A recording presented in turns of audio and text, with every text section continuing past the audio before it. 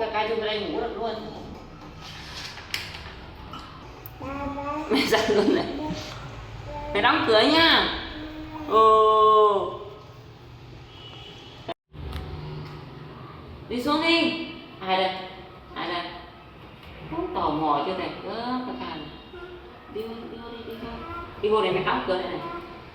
Đi xuống đây. Được chưa? Mày đóng cửa rồi, đóng cửa. Đi vô đây, đi vô trong. Vô trong đi. Rồi thôi. Thôi. Ngồi đây, ngồi đi đó. Thêm. Uống gì hôm nay không?